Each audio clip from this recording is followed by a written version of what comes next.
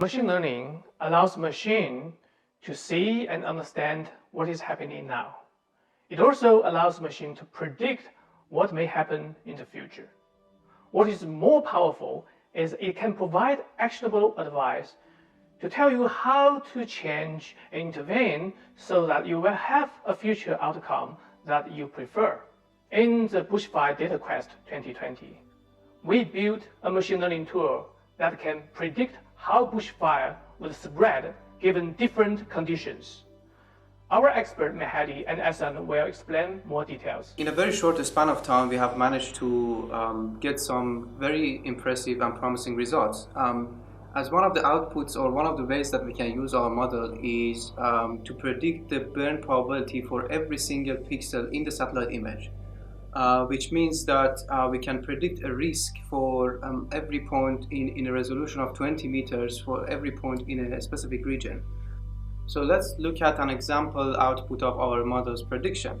So in this figure, on the left-hand side, we can see the pre-fire satellite image, and we can see that on the right-hand side, our model is predicting high probability of burning for all the densely forested areas in the middle. Now if we check the post-fire figure, we can see that exactly the areas that our model predicted high risk of burning were burned after the fire. So the other way that we can use our model is to predict the burn area into the future.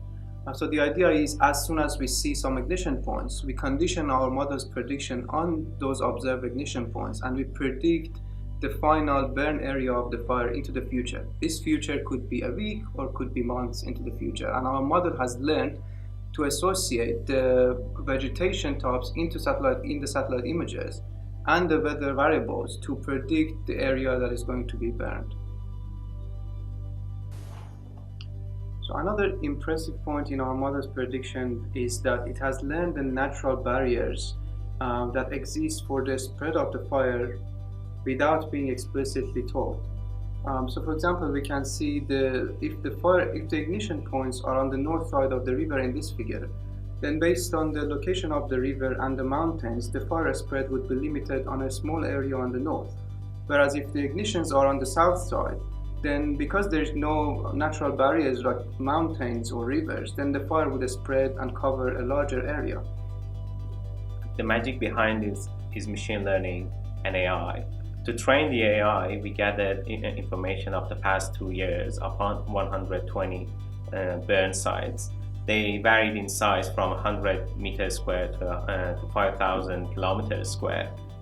So for example, in infamous Gawler mountain fire shown in this slide, lasted for over 3 months and burned over 5,000 kilometers square. To have enough information for the AI to be able to predict accurately, we gathered data from satellite images, from elevation, from fire frequency, from temperature and humidity, and combine all that data for the AI to be able to predict the burn area. Our objective was to, given satellite images and humidity, weather, and additional information about the site and potential ignition points where, as was reported, to predict how the fire would spread and what would be the burn area. We train our deep learning model by sampling from the scar regions of the historical data, and that ignition points were given to the neural network so that it can predict where how the fire would spread.